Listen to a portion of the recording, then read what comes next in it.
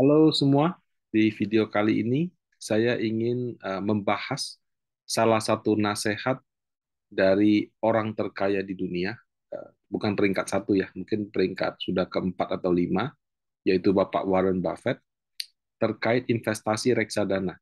Jadi menurut beliau, the best thing to do is buy 90% in an S&P 500 index funds.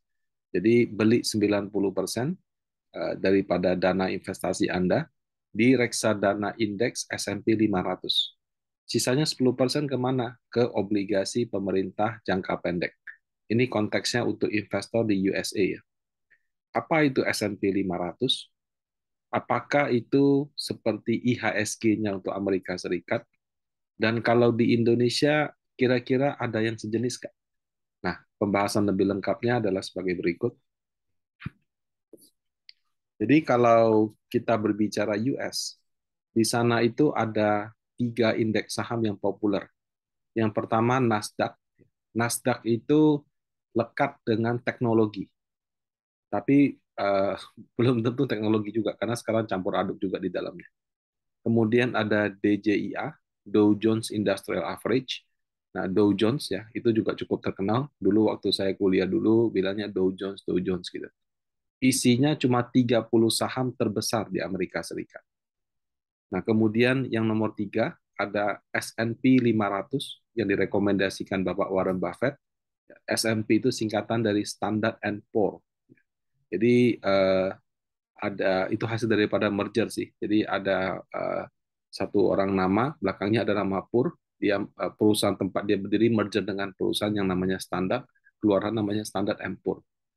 Walaupun S&P 500 isinya itu ada 503 saham. Bahkan sebenarnya sempat 505 gitu. Kenapa bisa begitu? Karena di USA itu mengenal yang namanya share class. Ya. Kalau di Indonesia share class itu baru ada di reksadana. Kalau di saham memang ada satu dua saham yang ada share class, tapi harga sahamnya satu. Kalau di Amerika enggak. Jadi ada saham kelas A, saham kelas B yang sama-sama harganya gerak dan kadang-kadang bisa tidak satu arah seperti itu. Nah, contohnya perusahaan miliknya Om Warren Buffett yaitu Berkshire Hathaway ada kelas A sama kelas B. Dia sengaja bikin satu kelas yang harganya lebih rendah. Kenapa? Karena harga satu lembar sahamnya waktu itu sudah 200-an ribu. Jadi satu kali satu lembar sahamnya itu kalau dengan kurs 15 ribu 3 M. Banyak yang nggak bisa beli gitu. Dia bikin satu lagi yang harganya ratusan dolar sehingga kebanyakan orang bisa membeli saham tersebut. Nah, kemudian perusahaan seperti Alphabet gitu ya, itu juga ada kelas A, kelas B. Nah, kalau di Indonesia tadi saya katakan kelas A, kelas B itu ada, tapi baru sebatas Goto setahu saya. Jadi Goto itu ada kelas A, kelas B dalam konteks multiple voting shares. Jadi ada yang hak suaranya satu, ada yang hak suaranya lebih dari satu. Kalau nggak salah 10 atau berapa gitu. Nah, tapi beda sama US. Multi kelas B-nya di Goto itu tidak tidak ada. Jadi ibaratnya kalau harga saham Goto ya cuma Goto aja. Nggak ada Goto kelas A, Goto kelas B. Nah, itu kurang lebih perbedaannya dengan Indonesia. Nah, dari tiga indeks itu apakah bursanya ada tiga? Enggak, Bapak Ibu. Nah, US juga beda sendiri. Jadi mereka punya dua bursa. Mungkin yang mirip ya hanya China kali. China ada Shanghai, ada Shenzhen gitu ya. Jadi ada yang listed di Shanghai, ada yang listed di Shenzhen. Shenzhen itu mungkin kayak Nasdaq-nya China gitu. Kalau Shanghai-nya itu yang utamanya. Nah, kalau di US ya itu ada Nasdaq sama NYSE. Nasdaq itu ada kepanjangannya ya, saya lupa. Panjang sekali itu. NYSE itu New York Stock Exchange. Jadi adanya di kota New York. Kalau di Indonesia mungkin analoginya kayak Bursa Efek Jakarta sama Bursa Efek Surabaya.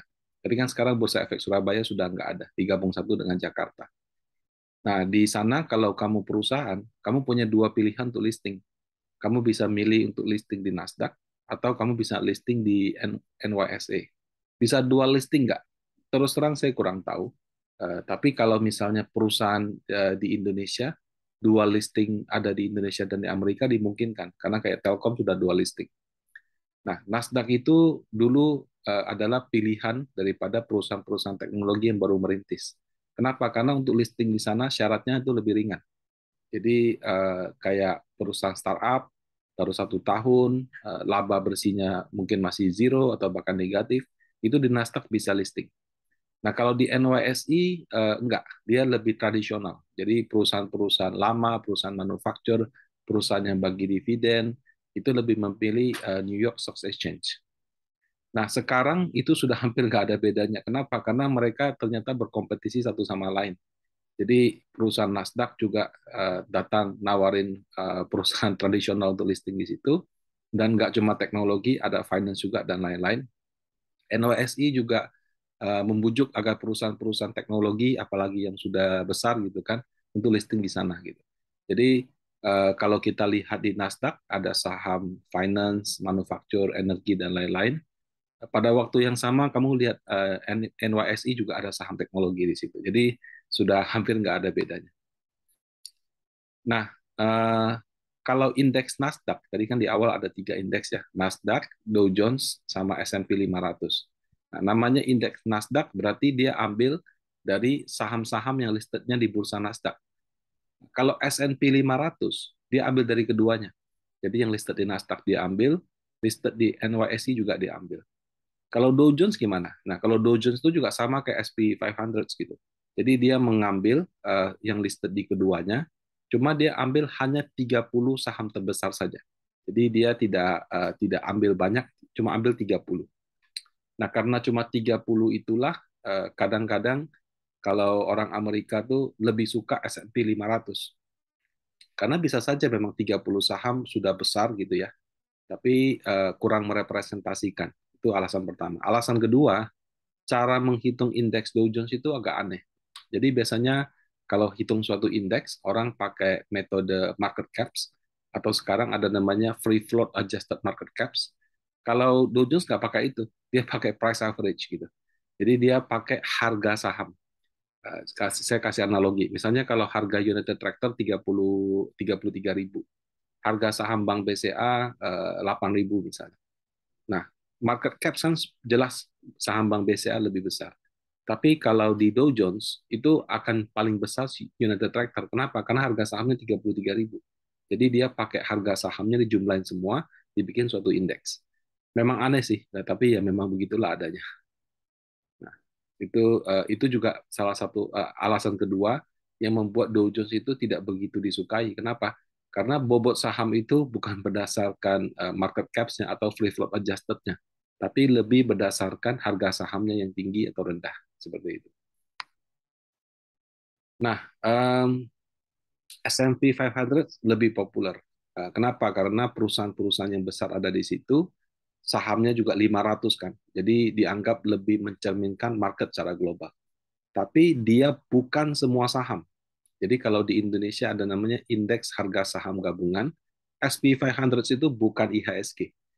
Jadi kalau kita pikir 3 indeks itu salah satunya IHSG, enggak. Itu cuma 500 saja, 500 perusahaan, dan mungkin karena ditambah share class dari 503 pada 505. Nah, kenapa dibilang bukan? Karena yang listing di New York Stock Exchange itu pada saat saya buat penelitian ini ada 1.729. Nasdaq lebih gila lagi, ada 3.300. Udah gitu, Nasdaq itu bahkan tidak cuma terima listing dari dalam negeri. Perusahaan-perusahaan China juga bisa listing di sana. Ditambah lagi ada yang kayak index fund, ETF, SPAC ya, SPAC ya, Special Purpose Acquisition Company, bentuk-bentuk yang seperti itu juga listing ada di NYSE sama di Nasdaq gitu. Jadi banyak sekali.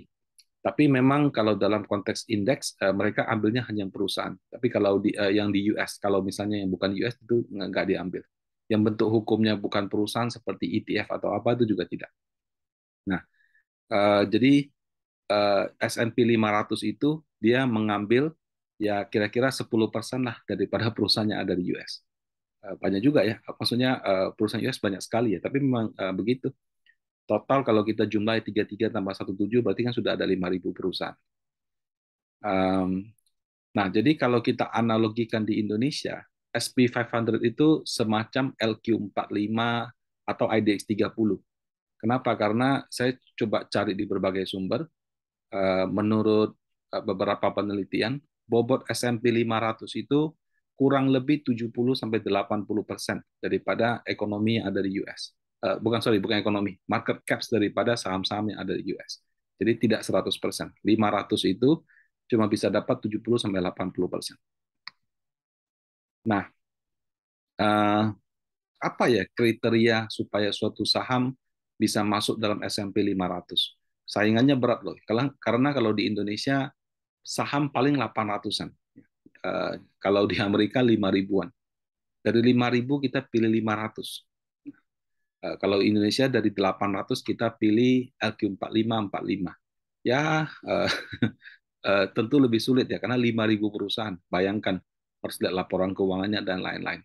Nah, jadi kalau di US, pemilihan S&P 500 itu pertama harus besar. Jadi perusahaan yang kecil-kecil itu tidak bisa masuk. Nah, perusahaan yang dari 500 perusahaan itu, market cap terkecil ya pada bulan Oktober pada saat saya buat penelitian ini, itu Ralph Lauren. Saya nggak tahu apakah ini memang merek baju atau apa, tapi dia dia punya market cap itu 3,9 billion US dollar. Yang paling besar Apple. Ya, Apple itu 2,28 triliun US dollar.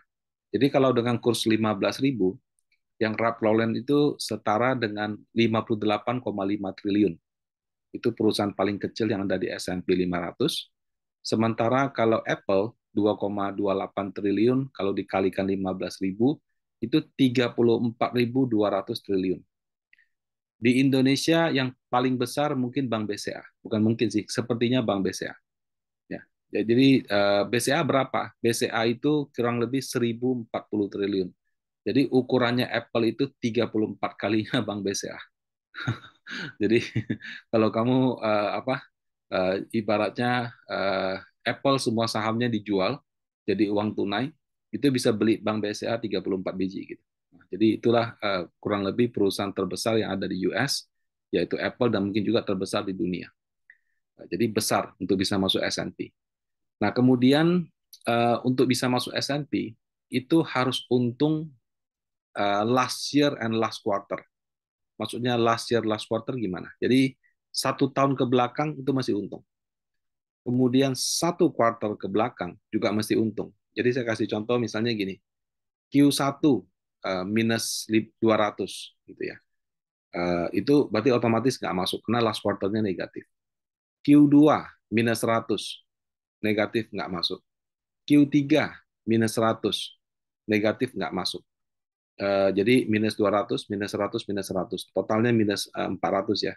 Tiba-tiba di kuartal 4 dia punya laba bersih plus 500. Jadi kerugian 400 yang 3 kuartal semuanya terhapus dan masih ada plus 100 untuk 1 tahunnya. Nah, jadi kalau seperti itu, dia baru masuk berdasarkan laporan keuangan yang kuartal 4. Jadi kuartal 1, 2, 3 dia tidak masuk, dan kalau sudah telanjur masuk bisa dikeluarkan daripada daftar S&P 500. Nah, jadi ada syarat perusahaannya harus profit 1 kuartal dan 1 tahun terakhir. Ya, saya kira kalau kamu cari di IDX 30, LQ45, IDX 80, kriteria ini juga tidak sulit. Kemudian kalau untuk waktu, dia harus minimal listing sudah 12 bulan. Nah, jadi nggak bisa perusahaan baru IPO langsung masuk ke yang namanya S&P 500. Nah, kalau di Indonesia ada jalur fast track-nya. Jadi ada saham-saham yang karena pertimbangan khusus bisa masuk ke LQ45 atau ADX 30. Nah, kemudian kriteria ketiga ya, yaitu float ya. Sebenarnya float dan transaction. Jadi float itu adalah jumlah saham yang dimiliki oleh masyarakat dan investor non pengendali yang di bawah 5%. Jadi kalau misalkan Bank BCA misalnya dimiliki oleh keluarganya Jarum 60%, berarti floatnya 40%. Kemudian kalau misalkan ada saham tertentu misalnya, Panin Finansial, ada Bapak Lo Keng Hong punya saham 6% atau 5%. maka saham 5% itu juga tidak diperhitungkan sebagai float. Jadi float itu benar-benar yang dimiliki oleh masyarakat orang banyak. Ya. Nah, jadi floatnya minimum 50%.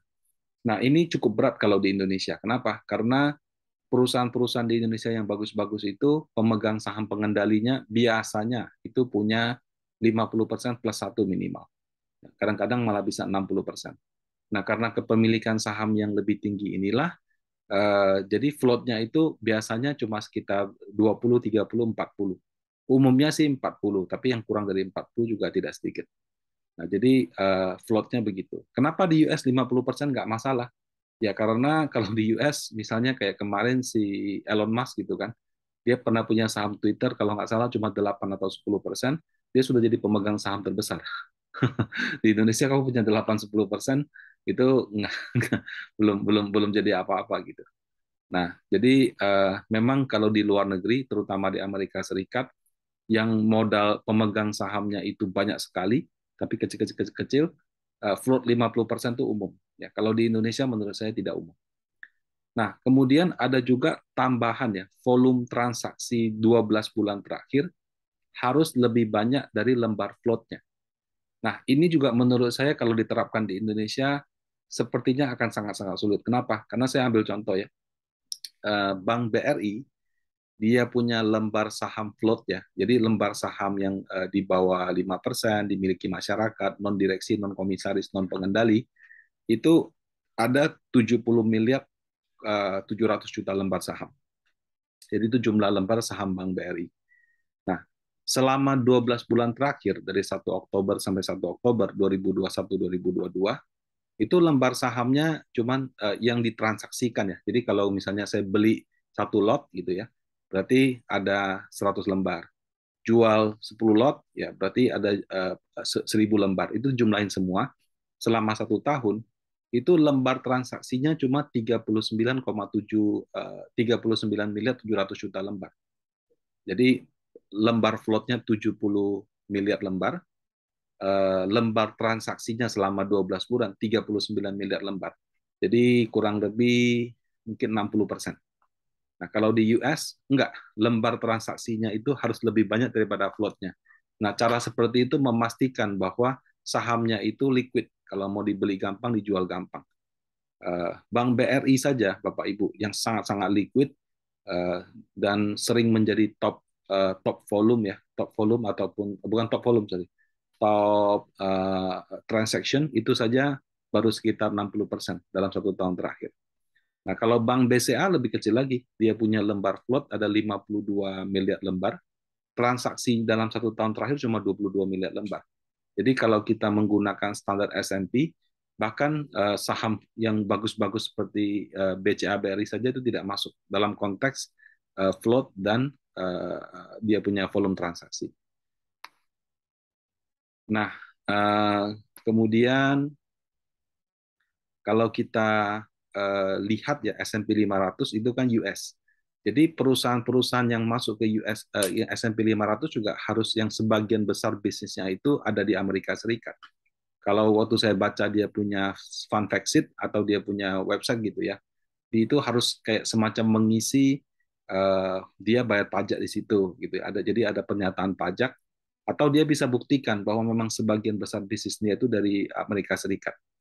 Nah, kalau di Indonesia sistemnya beda sekali dengan Amerika Serikat.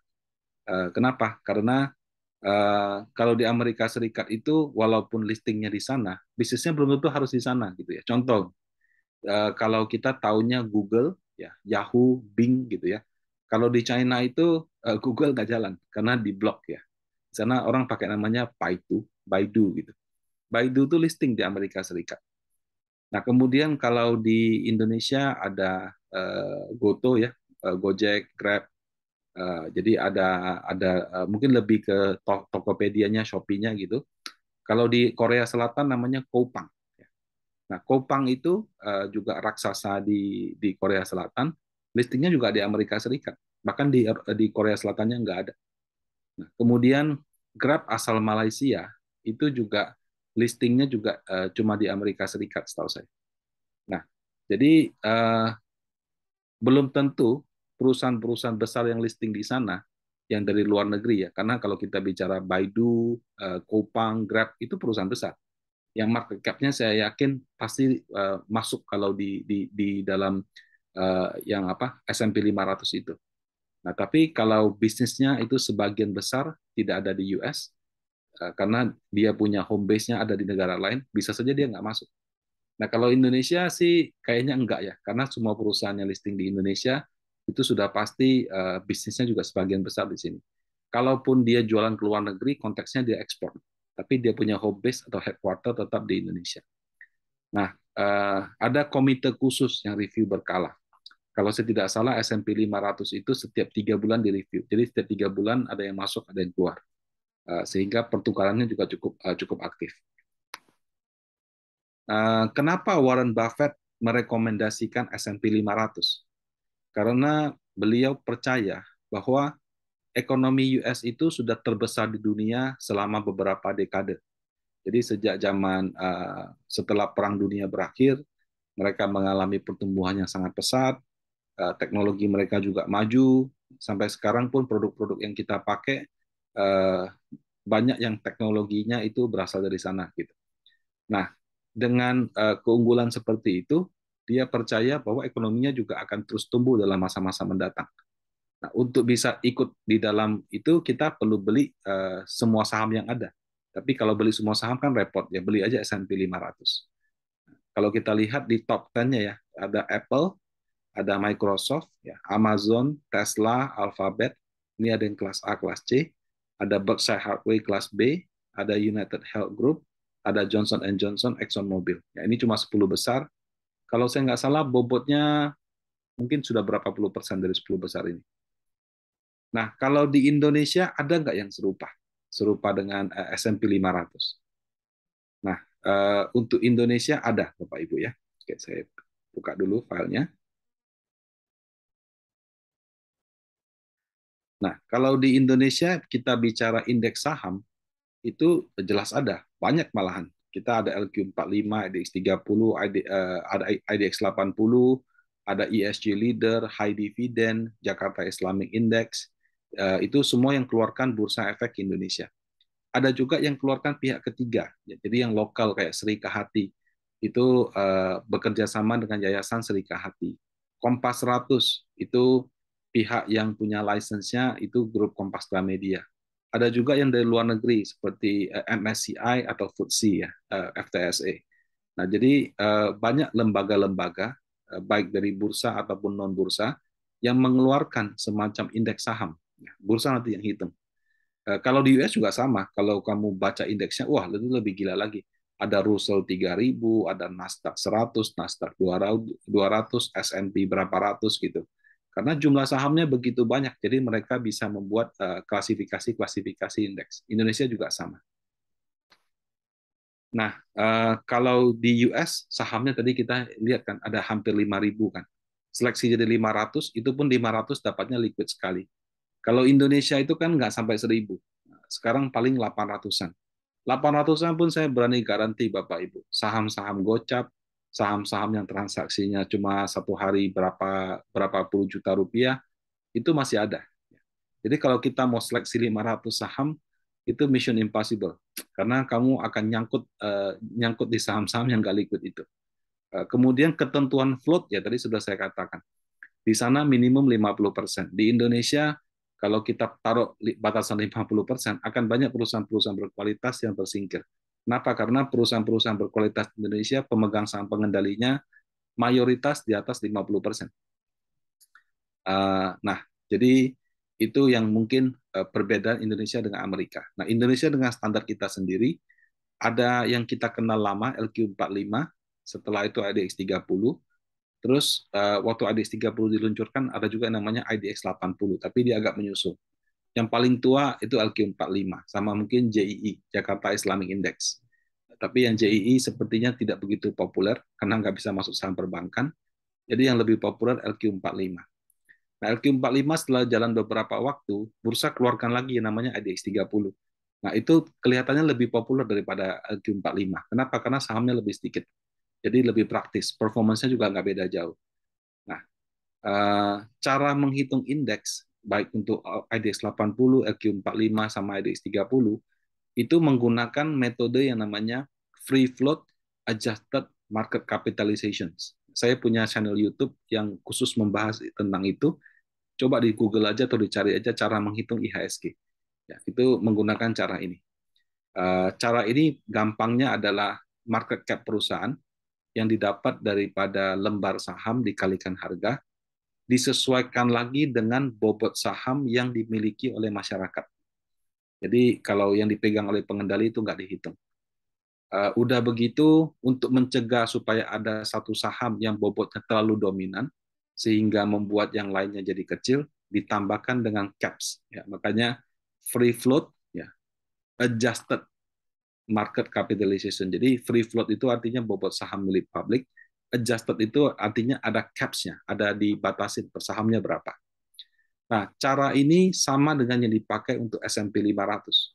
Yang membedakan tadi yang saya bahas, kalau di S&P 500, dia 3 bulan sekali, tidak ada fast track-nya. Kalau di indeks yang kita, 6 bulan sekali baru ada pergantian anggota, tapi di tengah-tengah bisa ada fast track, jadi tiba-tiba perusahaan dimasukkan. Nah, kemudian kalau S&P 500 butuh minimum sudah listing 12 bulan, sama laba untuk masuk, ya. Ya, kalau yang di Indonesia, saya pernah baca sih, syarat untuk ada laba itu juga diperhitungkan. Karena saya pernah ngobrol dengan orang bursa yang bikin indeks, katanya dulu mereka cuma lihat likuiditas. Karena likuiditas saja yang dilihat atau yang diutamakan, masuklah saham-saham gorengan gitu. Nah, sekarang belajar dari pengalaman itu, mereka lihat selain transaksi, fundamental juga gitu. Jadi ada penilaian seperti itu. Cuma yang menilai rumusnya gimana, kita tidak dikasih tahu. Karena bursa juga punya komite. Kenapa MI tidak tahu, Pak? Kenapa MI nggak dilibatkan? Sebab MI tidak netral. Manajer investasi kan, misalnya saya lihat, wah, dia lagi mau review indeks. Kebetulan saya punya saham A. Mungkin saya akan cenderung menodong saham mengusulkan saham A itu masuk. Karena kalau masuk kan sahamnya jadi lebih liquid. Nah, jadi itu makanya komitenya bursa itu orang-orangnya bursa. Kalau ambil orang-orang market itu pasti ada konflik kepentingan. Plus ya tadi itu ada jalur fast track ya. Jadi seperti Bukalapak, Goto itu masuk ke IDX 30 dan IQ45 melalui jalur fast track. Nah, kalau S&P 500 kan mencerminkan 70 sampai 80% daripada total saham yang ada di US. Kalau di Indonesia bagaimana? Nah, untuk itu kita bisa hitung. Saya ambil data ini tanggal 30 September. Total market caps adjusted free float itu adalah 2.761 triliun. Ini bukan total market caps ya, beda ya. Kalau total market caps mungkin saya nggak tahu, maybe sudah hampir 10.000 triliun atau 7.000 triliun, mungkin jauh lebih besar. Kalau ini dikalikan bobot saham yang dimiliki oleh masyarakat plus ada batasan per sahamnya itu berapa? Itu 2.761 triliun per 30 September. Nah, kemudian dengan menggunakan data yang sama, saya hitung kalau IHSG ya adjusted market caps-nya 2.700 triliun, IDX 30 berapa?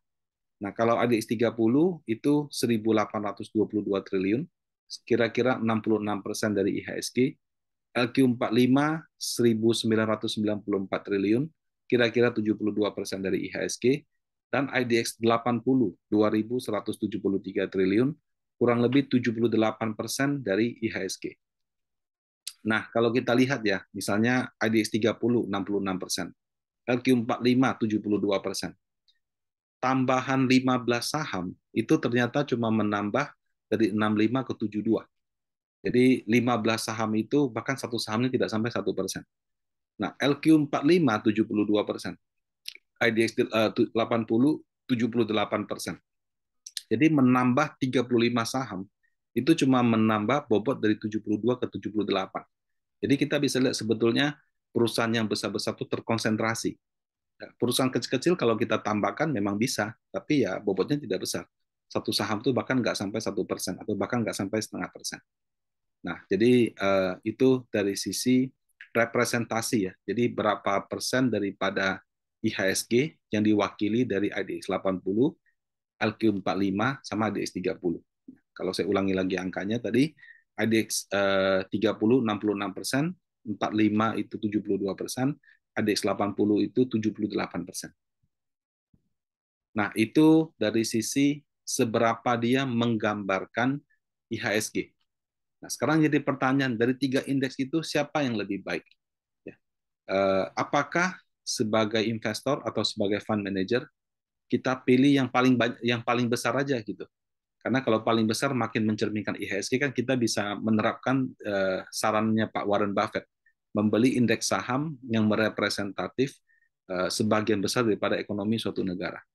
Nah, saya pakai data 1 tahun terakhir per 30 September, itu mirip-mirip hasilnya Bapak Ibu. Jadi 30 September 2022, 1 tahun ke belakang, IDX 80 itu plus 10,88%, LQ45 plus 13,05%, selisihnya sekitar 2%. Kemudian IDX 30 itu 12,29. Jadi selisih dengan LQ45 kurang lebih 0,7%. Secara return 1 tahun terakhir itu LQ45 yang paling bagus, 13,05 versus peringkat kedua IDX 30 12,2 versus peringkat 3 IDX 80 10,88. Volatilnya 11%. Jadi selisihnya itu 1-2%. Nah, apakah itu berarti LQ45 lebih baik? Secara return memang benar, returnnya paling tinggi. Tapi kalau secara praktek ya, bayangkan Anda jadi investor, mau beli, dikasih pilihan, beli 30 saham, itu katakan ya, ini asumsi kinerja historis berulang. Beli 30 saham, kamu dapat 12,2%. Beli 45 saham, berarti kan effortnya nambah dong. Saya harus menganalisa 15 saham tambahan, order loh, bayangkan. Coba kamu bisa nggak order saham 15 saham sekaligus? Kita kalau order masukin satu persatu aja itu sudah repot. Apalagi harus masukin 30 saham, 45 saham. Nah, itu dengan menambah 15 saham, return-nya cuma nambah dari 12,2 ke 13%, 0,7%. Worth it nggak? Ya relatif ya. Ada yang lihat ya, ada yang lihat enggak gitu. Nah, kalau kita beli 80 saham, malah return-nya turun. Jadi beli banyak saham itu justru belum tentu menunjukkan hasilnya itu lebih bagus.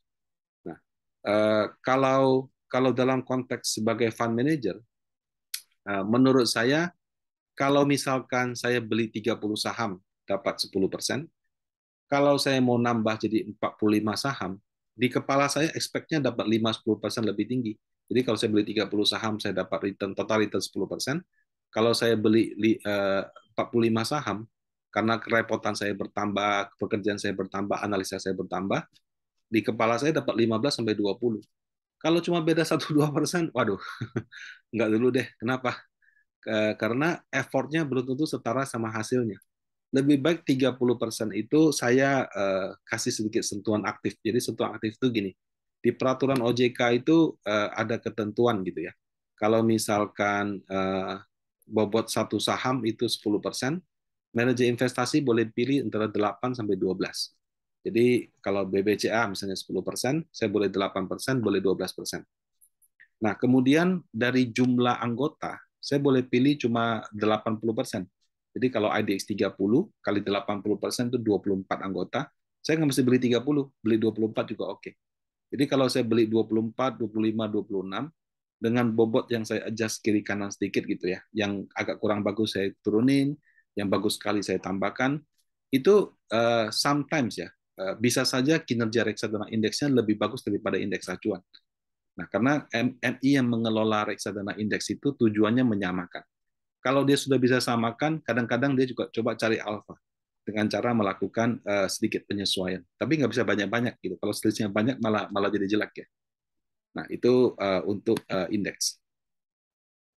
Nah, jadi kurang lebih kalau seperti itu, kalau misalkan Anda mau menerapkan saran Warren Buffett, tapi versi Indonesianya, menurut saya Anda bisa memilih mungkin LQ45, mungkin juga ADX 30. Nah, kebetulan kalau produk reksadana indeks yang dimiliki Panin Asset Management itu Panin IDX 30. Kalau misalkan Bapak Ibu senangnya dengan IDX 30, bisa melihat reksadana Panin sebagai salah satu referensi.